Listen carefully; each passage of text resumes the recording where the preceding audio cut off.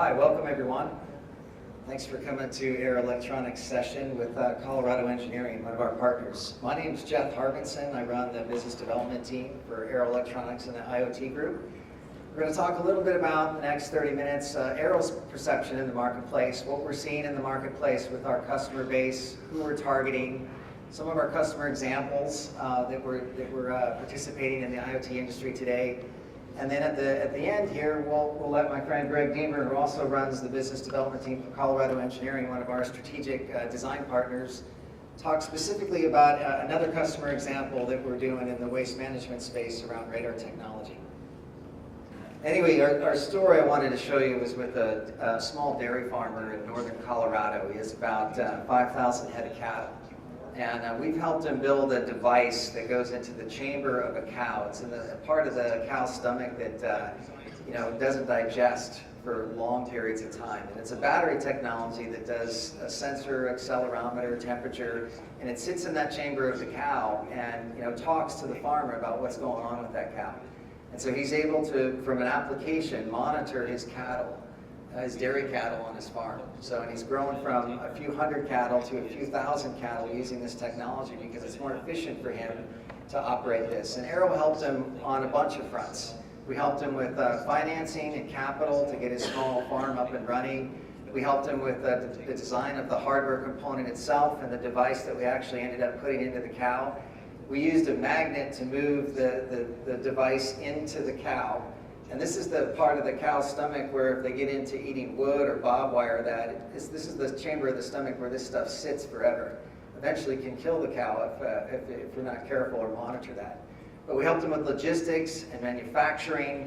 We helped him with the whole back end with the software and the analytics and the visualization of that down to the app. Now, Aero didn't do it by itself. There's no one really in this IoT industry that can do it themselves. But we used a host of partners with our own technology, our own hardware, line card design partners that we have, software technologies with Microsoft Azure, and using consulting firms to work with application development. So we'll talk a little bit about some of the customers that we're working with today in conjunction with Telit, Aero Electronics, and our friends here at Colorado Engineering. We're working in industrial and factory with Big Belly, helping him with data connectivity and software infrastructure on the back end to do analytics around these solar-powered trash cans that you're seeing all over the country if you're familiar with Big Belly. Tesla, we're doing some connectivity with Tesla. And ag farming, I just talked a little bit about an example that we're doing there. But one of the unique examples is with a company called IPS, which does parking meters. This company started out about 15 years ago. They're out of San Diego. They came to us as a small startup to get their company off and running. It was really manufacturing that parking meter you see there. The cost to do that, from Aero's perspective, is about $500-600 one time, and we put it in the sidewalk.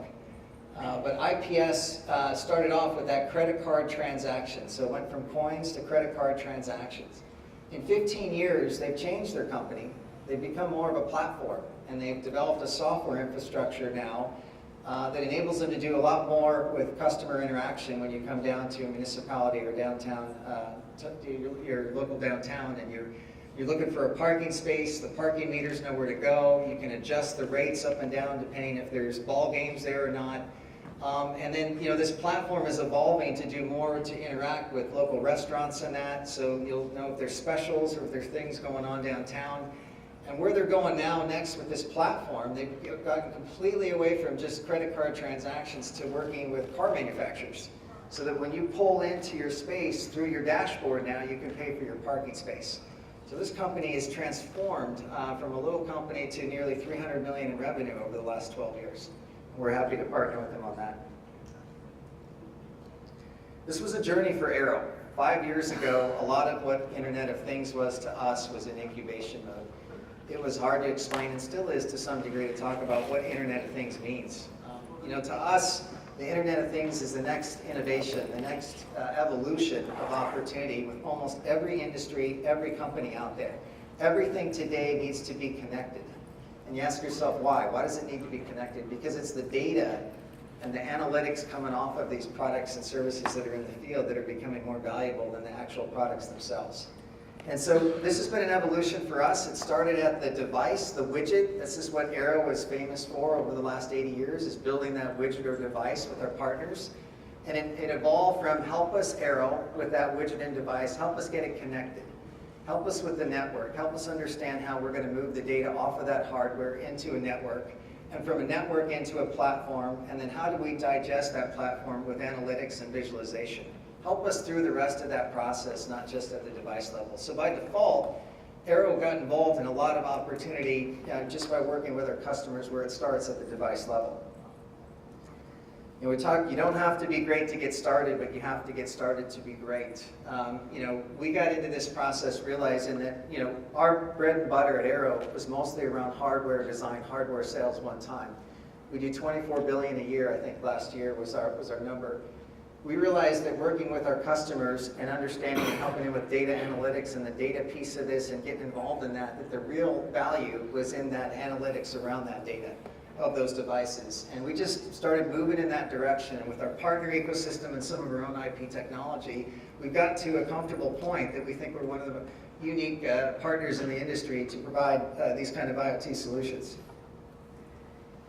We've seen the journey come from just connected devices a few years ago to automation and efficiency to robotics, predictive analysis, and self-healing. And we're seeing AI becoming the end game here for us as we go on. Toy manufacturers, we work with a lot of those. Have you seen the Hatchimal? Anybody get those for Christmas for your kids? That little product is interesting, how the egg hatches and the little guy that comes out of that egg talks to you and the way you pet it and everything. It's very interactive with kids and they love it. We cut our teeth about a few years ago. Have anybody heard of the Sandcar project? Well, one of you? Oh, I'm surprised. It's been out for 4 years now, but this is really what cut our teeth and what Internet of Things meant to us. So Sam Schmidt is a quadriplegic, and he was an IndyCar race car driver about 14 years ago and got in an accident. And our CEO, became friends with Sam Schmidt, and we got in this ambition to help him get back behind the car about 4 years ago. And version 1 was just helping him get back behind the car. So we went to a Chevrolet dealership, bought a Corvette off the showroom floor, gutted it, retrofitted it. So from concept to getting him back on Indy 500 around the race at 150 miles an hour was about 9 months. And that was version 1. And if you haven't seen this, it's on YouTube. We've got a bunch of clips and videos about what we've done. But that was version 1. Version 2 was, going 4 turns in the Indy 500 is interesting and it's great. But we wanted to move him around more, and so with his head sipping and puffing, braking and accelerating and moving his head to steer the car, we got involved in the Pikes Peak mountain race, which is about a 13-minute run up to 14,200 feet, 152 turns with no guardrails, and he did it about 80 miles an hour all the way up with his head. We had one of the, trying to remember who the race car driver was, from Albuquerque that helped him in the driver's seat, but he did it in 13 minutes, 80 miles an hour up that 152 turns. Amazing. So that was version 2. Version 3 was getting him a driver's license in the state of Nevada. So just this last quarter, I think it was October, he was the first quadriplegic driver to get his driver's license in the state of Nevada. So that was version 3. Version 4, we've got some more opportunity there, but we're thinking about doing some Baja racing and all kinds of things. So we've got some more learnings with that. All the technology we developed from this, we've given away to the public domain. And we've asked the public to take this technology and figure out what you want to do with it next. It's a very inspiring story. This is a little bit about the technology behind the scenes we used. So again, using some of our own IP technology, all of this technology was used through partnerships that we have at Arrow. So software, hardware, we put some of our own integration in this behind the scenes, but we have the GPS tracking so we can see him going around the oval here. The money shot really was seeing the video clip real time out the front windshield. And then we're collecting a bunch of telemetry on the car itself and the performance of the car, as well as biometric data of the driver and the passenger that was with him. So really interesting stuff. Check out that website below, sam.aeroconnect.io. And I know we've got a bunch of clips on the website, on YouTube as well around this. We're seeing the Internet of Things when we talk about our journey and how it started 5 years ago. We're seeing opportunity explode, and it's exploded in the last, I'd say, 12 to 24 months. This is just out of the Denver Business Journal, which is where Aero's headquartered. We've got a lot of openings in IoT. We're hiring a bunch of people for database engineers, application engineers, solution architects. An IoT solution architect, what is that exactly? But we researched it, and all these jobs we found out were tied to a project involving Internet of Things. So we know it's happening because we see the jobs and the opportunity created as well. If you look back just 17 years ago to today, 52% of the Fortune 500 are gone. And that pace of acceleration is increasing even faster. Our strategy is twofold. We do a lot of emerging business with new startups and companies that are growing, as well as with the Fortune 500 that are trying to figure out how to change their business models as they go forward and remain competitive. And we're going to see a lot more of this going forward. A third of all these companies, whether it's emerging or existing, believe that fundamentally their business is going to change in the next 3 to 4 years. 60% of management expect new competitors in this space. And 70% of all surveyed companies see revenue potential in at least one new sector. So you're all familiar with Uber, right? But how did Uber get started? Does anybody know what the basic model was of Uber? Why Uber got started to begin with? I'd like to think it's around hitchhiking, right? And I'm going to hitchhike and someone's going to take me to A to B without killing me, right? I'm going to be able to tell somebody about that. Right, in a nice environment. And so they started out just hitchhiking, right? And now it's become a platform where they're doing much more with that, and they're competing in other industries that some companies didn't think about. So they're doing food delivery, freight. So if you're UPS or FedEx, they're going to start getting into this. And then eventually they're going to get into autonomous cars, right? So if you're a street light manufacturer, your business could be under threat in the next 5 to 10 years with autonomous cars coming out. Why do you need traffic lights? We're seeing across all industries and all verticals, and we're focused on 7. We've done some homework around that. We think the industry is around 7 key verticals. Industrial and factory, retail, medical, life sciences, transportation, agricultural, and I think that's 7 that I listed there. But across all those industries, 80%, what we're finding, 80% of those companies want to talk about Internet of Things technologies and how Internet of Things can help them. And our profile, again, is twofold. It's becoming much more than the engineering side of the house, which is traditionally where Aero's sat. It's not only becoming the engineering side, but it's also on the business side, at the C level, both at emerging and at the traditional level.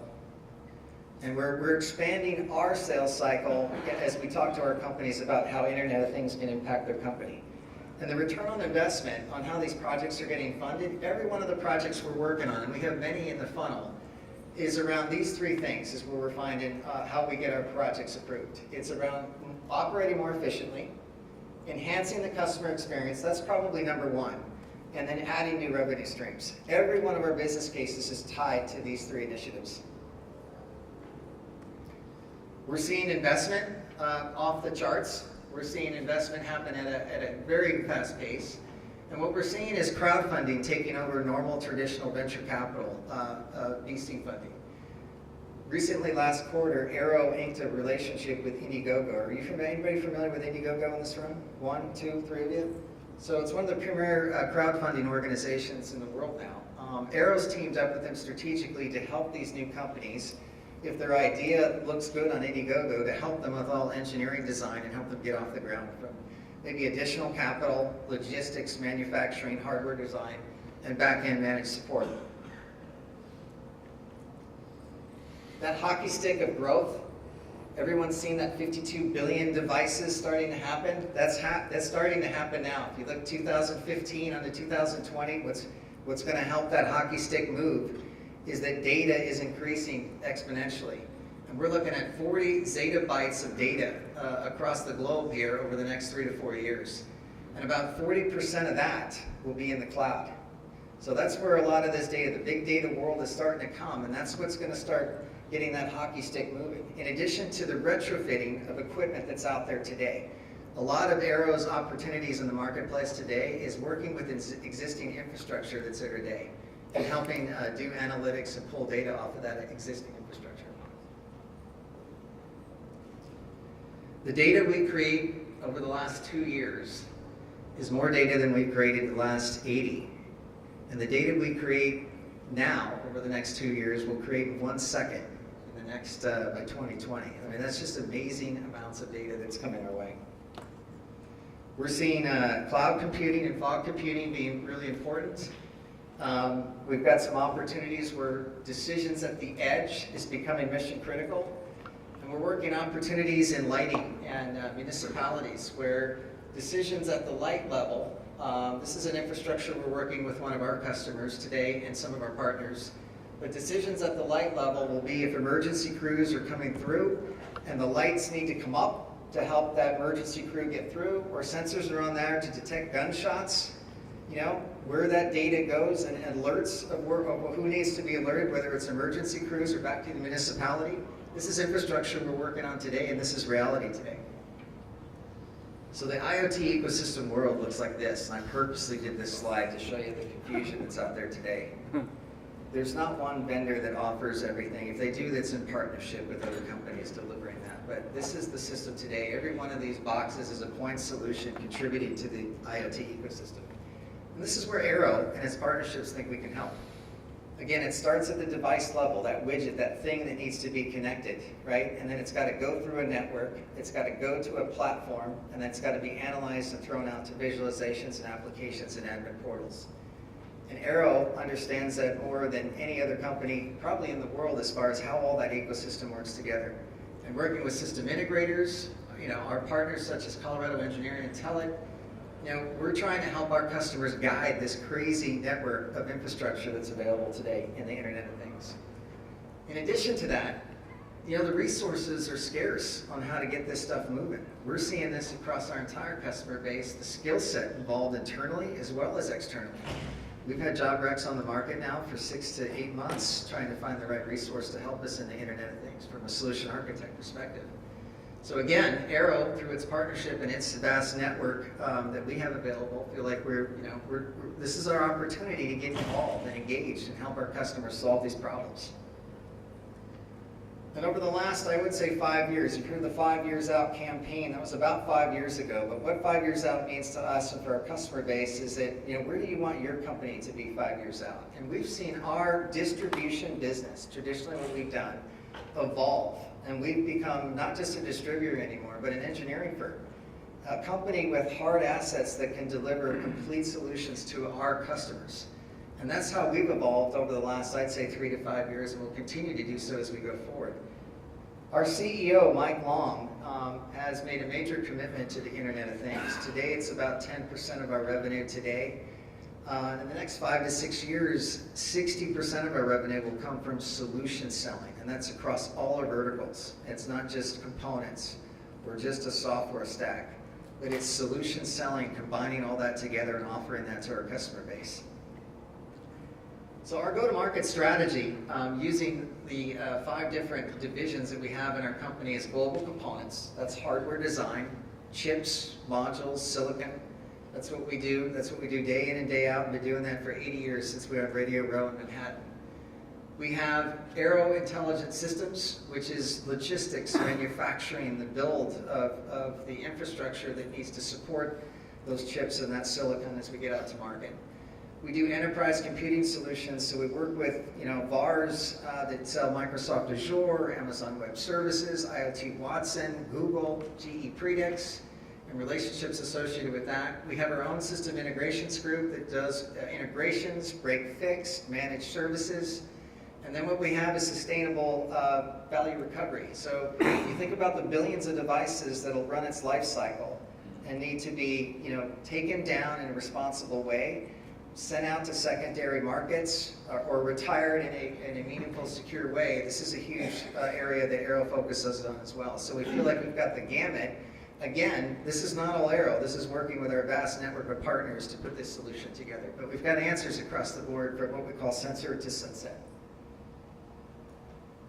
So our brand is called Things Evolved, and it includes 7 verticals that I talked about earlier, and it includes, you know, that infrastructure that we talked about earlier. But as a part of that, Telit is a big partner of ours. They've helped us with data connectivity, software platforms, embedded wireless modules, and we use Telit daily, weekly in our efforts as we are prospecting and working with our customer base.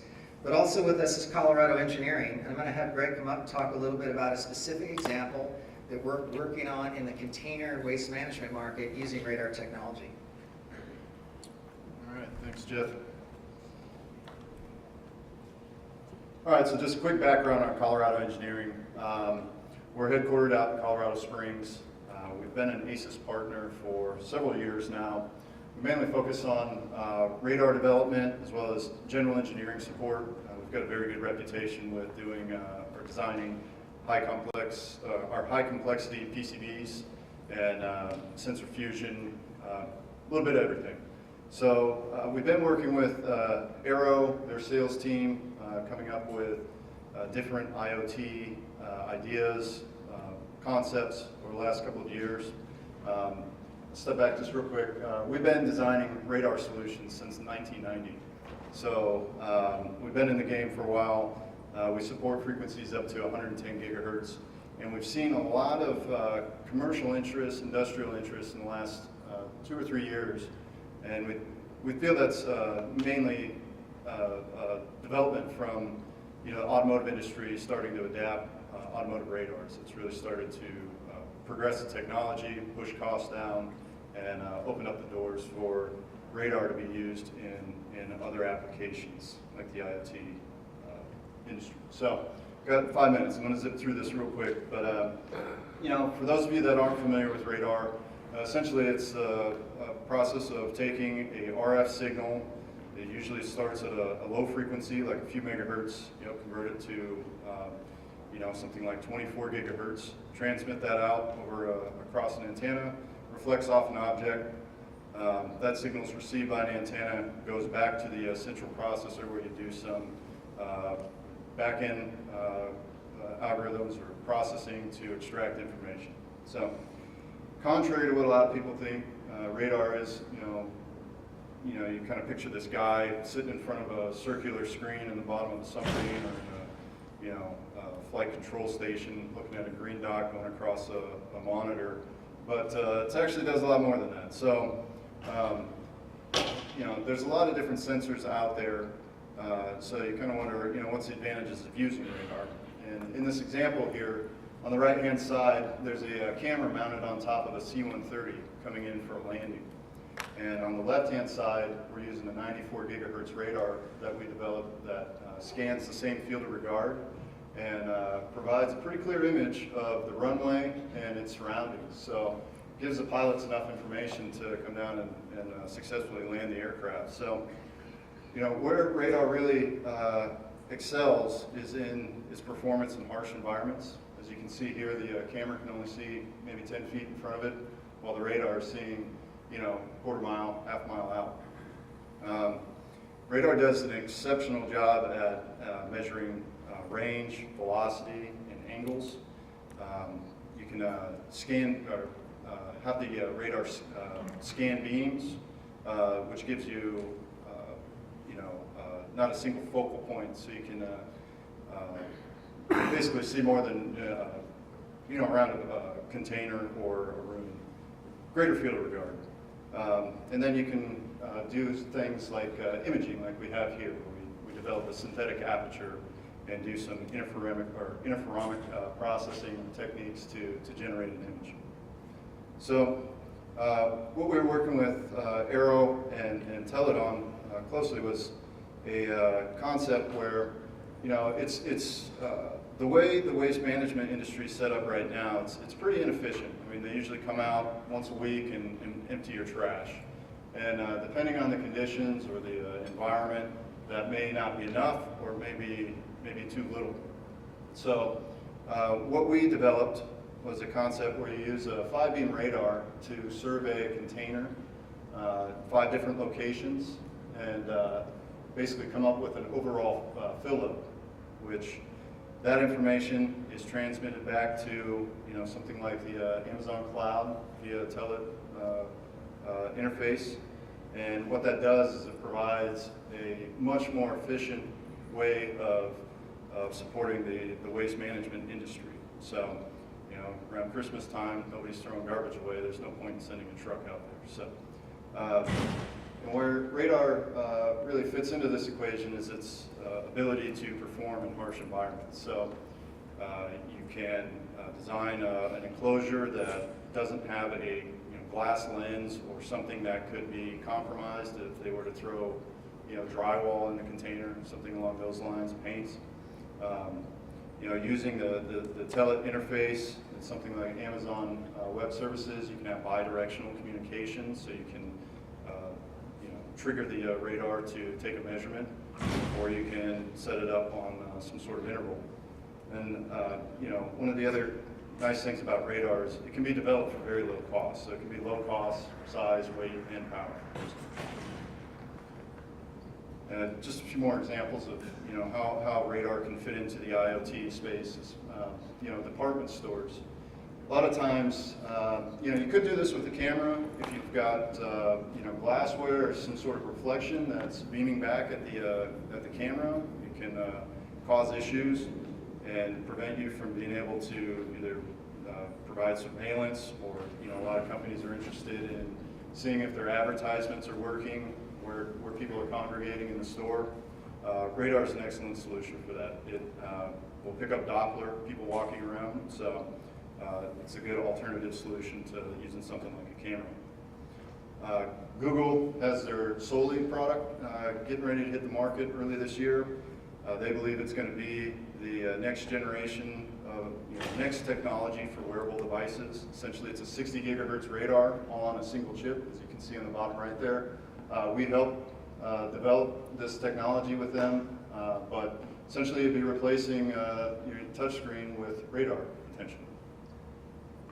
And finally, we're working with the Aero team and helping them come up with ways to improve the SAM-SCAR by providing collision avoidance. There's a lot of vehicles right now that have radars built into the bumpers for collision avoidance, but you can also do the same thing with like an aftermarket approach, where we're doing edge analytics with the radar, detecting vehicles behind the car, and then that's fed through the same interface that the rest of the SAMS platform is operating off of, and relaying information back to the host system.